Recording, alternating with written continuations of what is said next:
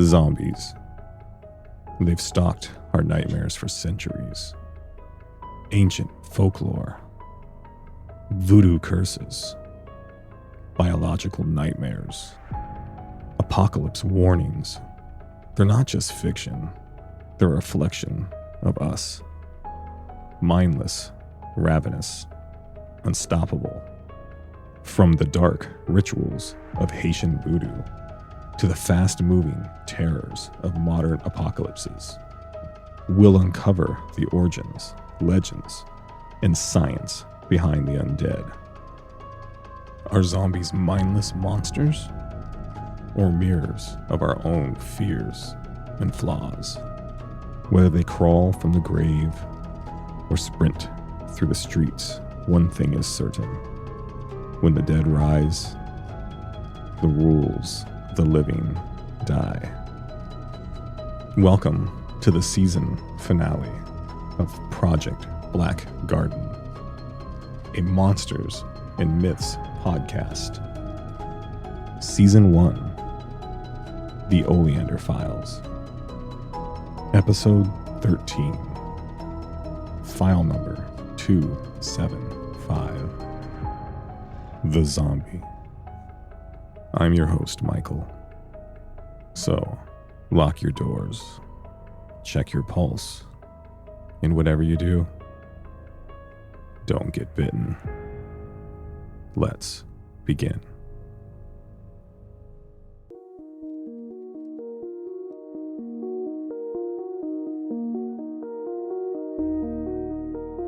The history of zombies are rooted in folklore and have evolved significantly over time. Some say their origins go back to Haitian Vodou and originated with Haitian Vodou beliefs. In Haitian folklore, a zombie is a corpse reanimated by a boko, or sorcerer, using magic or rituals. These zombies were not mindless monsters, but enslaved beings controlled by their creator. This belief may have been influenced by the historical trauma of slavery in Haiti, as zombies symbolized the loss of autonomy and freedom. In African traditions, the concept of the dead returning to life or being controlled by magic can also be traced to African spiritual beliefs brought to the Caribbean by enslaved people. In the 30s and 40s, the Westerns adapt zombies as they first appeared in Western media films like White Zombie. These early depictions were closely tied to Haitian folklore and featured zombies as victims of mystical or supernatural control. In the 60s, the modern zombie as a flesh-eating, undead monster was popularized by films like Night of the Living Dead. These zombies were no longer controlled by magic, but instead reanimated by mysterious scientific or apocalyptic causes. The evolution of zombies in today's media has become metaphors for societal fears, including consumerism, pandemics, and environmental collapse. Now, the characteristics of zombies differ across the cultures and media, but generally share some traits, like the undead state, reanimated corpses, often decayed or decaying, the loss of humanity. A zombie is devoid of intelligence or emotion, driven by primal instincts. Contagion. Many depictions include the idea of zombie bites spreading infection. And the zombie's only weakness? Typically, zombies can be killed by destroying the brain. Scientific and psychological perspectives from some researchers have linked the zombie archetype to psychological or neurological conditions. Catatonic states, for instance, are similar to zombification in voodoo. Rabies, behaviors resembling aggression, confusion, or loss of control. And finally, cultural fears. Zombies reflect fears of death, disease, and societal breakdown. Now, I saved this episode for the finale of the season because it was one of the most detailed files in my great Uncle Sam's journal. Sketches, photographs, audio, and video, all documenting my great uncle's experience and the physical scars that it left. And they are just as awful as you think they are. And as a reminder, all names, dates, and locations have been changed except my great Uncle Sam, for my protection and for all victims' families' protection. This one gets bloody fast. Here we go.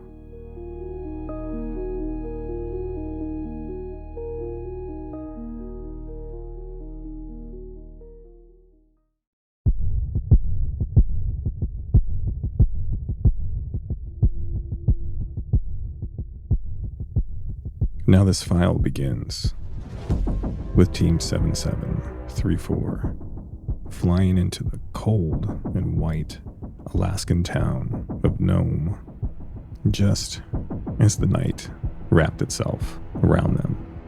Now my great Uncle Sam liked to keep his team fresh and give promising recruits a chance on a mission whenever allowed. So he and First Lieutenant Johnny, one of the newer recruits to Team Hell, welcomed Captain Pierce and Sergeant Perez. Captain Pierce was a big guy, muscles, brains, and a short temper, but a hell of a soldier. Sergeant Perez, she was the fittest of all four of them, in fantastic shape, genius level intelligence, but still managed to be soft-spoken, even when the task at hand required her to be anything but quiet. The four rolled through town, heading for their secret location, a local house on the edge of town, a town with a population of just over 500 souls. And during this journey, there were no lights to other vehicles on the street, no movement from any people walking the streets, not even any stray animals or local wildlife anywhere. It was as if the city was already a ghost town. And that's why they were there, to assess the situation. As their vehicle stopped at the final destination, the local mayor's two-story house, and they made their way to the front door, a weary Johnny jokingly called out, "I'm getting a bad feeling about this." My Uncle Sam just shook his head and said, "Man, all the worst stories start with those words." The four soldiers looked at each other with mild shrugs as Captain Pierce knocked on the front door. There was no answer. Uncle Sam told him to do it again, this time with more force, and when he did, the door pushed open. They slowly readied themselves and made their way in. It was obvious something was wrong, not just here in the foyer of this strange house, but in the town itself. It was almost like the air was cursed. My Uncle Sam sent the team to search the house as he called headquarters to report what they have found so far. Shortly thereafter, it was apparent that the sheriff was no longer in the house, but something was off. That's when Sergeant Perez noticed the blood on the outside of the windows, but not just one or two, most of the windows, including the second floor windows. Johnny readied his weapon and shook his head and said, "Yeah, definitely have a bad feeling about this one."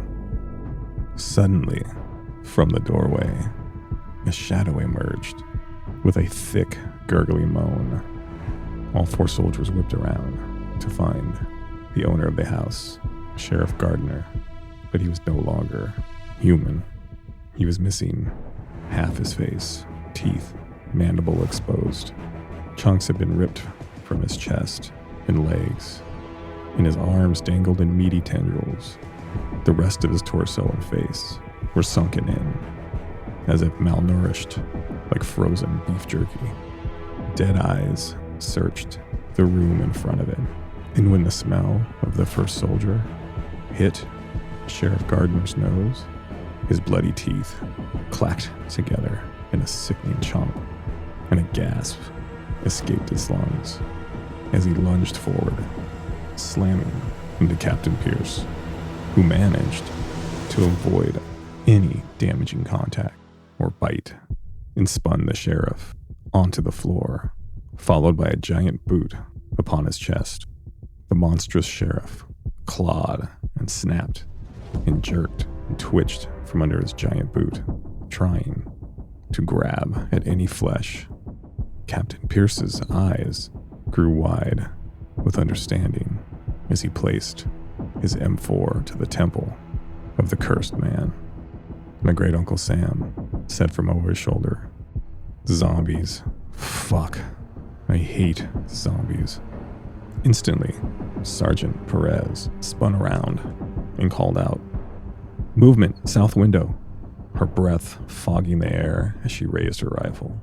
Captain Pierce hesitated no longer and put a bullet in the moaning, zombified sheriff below him. Just in time, too, because from the front door, Lieutenant Johnny announced, "We're no longer alone, guys." He ran to the front door, slamming it closed and sliding a nearby desk in front of it. He did it so quickly that the rest of them didn't even have a chance to see what he had seen through the doorway. More shadows seemed to walk past not only the southern window, but all the windows. My great Uncle Sam quickly asked, "What did you see, Johnny?" Johnny smiled and said, "I think I found the rest of them." Uncle Sam said, "The rest of who?" Johnny let out a laugh and said, "The town of Nome." Just then, the horde of undead slammed into the windows in jerky, unnatural bursts, faces pale as bone, eyes hollow and dead. They moved fast, jerking unnaturally like broken marionettes.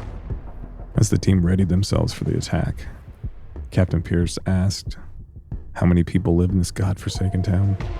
Sergeant Perez, without missing a beat, said, 497. Pierce looked down at the dead corpse of the sheriff and said, 496. She shook her head and said, "I had already accounted for him, asshole." The sounds outside the house and the windows grew louder as more bodies pushed themselves against the walls. Glass began to crack, giving way to the force of dozens of dead bodies pushing against him. Within seconds, the house fell dark as the power was cut, a devastating consequence from the unrelenting horde smashing into every inch of the house. As the first few windows gave and the shattered glass peppered the floor, the cold, snowy wind cut through the house immediately, bringing with it the scent of dead flesh and rotting corpses. Johnny spun himself around with his back to the other soldiers and readied his attack as he called out, "Great. Either we get eaten or we freeze to death. We gotta go. We gotta run, guys." My great Uncle Sam searched the scene quickly and evaluated their situation, which was not good. And he ordered, "If we run, we die." And Johnny bit back, "Yeah, but if we stay, we die slower." Uncle Sam looked him directly in the eye and said, "Pick your poison." Sergeant Perez had enough of the pissing contest and knew their only way out was to fight. And the longer they waited, the harder it would be. She gripped her rifle and said through clenched teeth, "We die? Not unless we make them die first." The pathetic barricade at the front door was buckled under the weight of the rotting bodies, and the house filled with guttural shrieks of the dead townspeople. All four fired immediately in all directions, Pierce taking out at least a half dozen before he succumbed to the first bite, which only seemed to make him fight harder. He slammed against Johnny as they continued their attack, laying out 24 bodies before just enough zombies pushed their way back into Pierce and knocking Johnny to the floor. Pierce succumbed to 2 more bites, this time staggering him and making him lose movement in his left arm. He managed to stumble back to his feet and continued his attack, more angry than he ever was. He called out over his shoulder, "Get upstairs! Get out of here! I'll handle this." My Uncle Sam killed everything that moved and pointed at Sergeant Perez to help Johnny to the top floor. He was in shock, but still fighting on his back. She grabbed him by the collar and made her way to the stairs, shooting anything that moved. My great uncle followed, calling out to Pierce with one last gaze, knowing he sacrificed himself to save them, even if it was only for a moment. Captain Pierce's screams managed to cut out the rest of the horrible sound of attack, even if it was only for a few seconds, as his body was torn to shreds and eaten. As the 3 made their way up the stairs, they were quickly followed. A surge of the undead rumbled along behind them, limbs frozen and brittle, teeth chattering, bones cracked. With every step, Uncle Sam killed as many as he could as they rushed up the staircase, reloading quickly and trying to keep his nerve, as it became abundantly clear that he didn't have enough ammo for every person from the town of Nome. And as they got to the top of the stairs, it was even worse. An overflow of bodies had gotten through the roof. A literal wave of zombies fell upon Johnny, who was immediately torn in two, literally, his torso vanishing into the writhing sea of bodies while his legs kicked once, twice, and then went still. Sam and Perez managed to slip into a bedroom, barricading the door with a dresser. Both of them, their breath ragged. Sergeant Perez's arm was gushing blood, but not from a bite. She had torn it on some of the damage the zombies made as they had fallen through the roof. Samuel looked at her ready to fight and said, "Are you good?" She wrapped up her arm, cutting the blood flow, letting the cold of the night numb her, but she didn't feel the cold anymore, only rage. And she promised, "I'm not dying in the snow. Not like this." My great uncle Sam removed something from his back pocket, sliding across the floor to Sergeant Perez. As she picked up the tiny remote with blinking green and red lights, my great uncle said, "Then we take them all with us." She nodded, whispering one word, "Fubar." From the small device came a voice warning that approaching Hellfire drone was only moments away, and these drones only had one purpose: to wipe whatever it targeted off the face of the earth. My great uncle knew they only had a few minutes, and he grabbed Sergeant Perez by the hand, pulled her closer, and said, "It's been an honor, soldier." She shook her head no, and then pointed over my great uncle's shoulder to the back of the room, where an old, vintage bathtub stuck from the corner, covered in glass and debris. My uncle shook his head. "You think it'll work?" She said, "What the hell else are we gonna do?" Suddenly, another wave of zombies broke open the door, shoving debris to its side as if it was made of paper. A few stragglers fell from the roof, impaling themselves on broken debris, but still reaching and grabbing for Sam and Perez. They shot as many of them as they could, before both leaping into the bathtub and ramming it onto its side, pulling it over the top of each other. The snapping snarls, teethy growls disappeared in a bright hum of orange fire. The sound was everywhere, muffled and tinny inside this ancient bathtub. Then, my great-uncle said he was left with nothing but a ringing in his ears and a staticky hum everywhere. The explosion was massive and tore the house in half.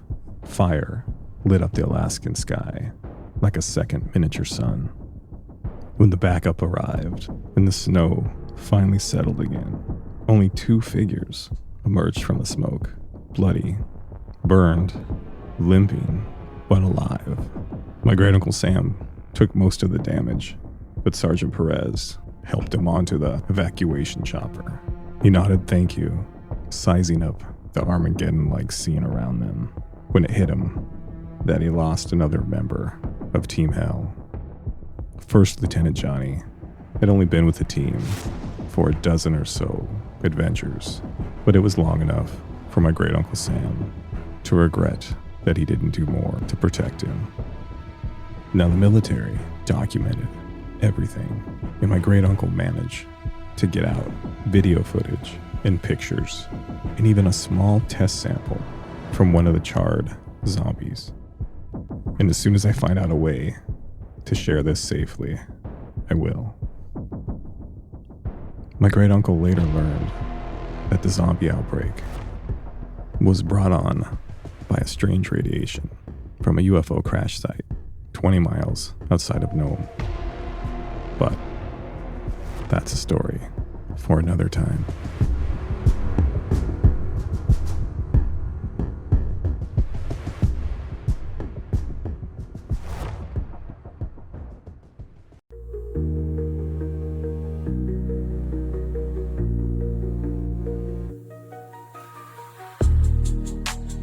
As I wind down the first season of The Black Garden, I've decided to leave you with one final update. I'm still being watched, but they're hiding it better these days. But I think going public with my story is the best way to protect me. And also, I finally heard back from my brother. Now, it was a little awkward and a little nerve-wracking, but I think he understands what I'm dealing with now, because he was just made aware that he had been left a package too. And when he opened it, he found 7 more journals. Now he wants nothing to do with them. It looks like I'll be inheriting them shortly. So I'm going to continue my paranormal journey and share the next journal that my father had left me. And in my great-uncle's handwriting, it's designated as the Snapdragon Files. And let me tell you, there's some crazy stories in this one. So this is what I need from you listeners and fellow gardeners. Keep writing me. Keep sending me your stories. Keep sharing the podcast. There's more of us out there. And they can't keep us all quiet. Let's do this together. And for the last time, in Season 1, the Oleander Files. This is Project Black Garden, a Monsters and Myths podcast. My name is Michael, and I cannot wait to share what's next. But remember, monsters are real. Myths are born from truth, but the truth will not stay hidden forever.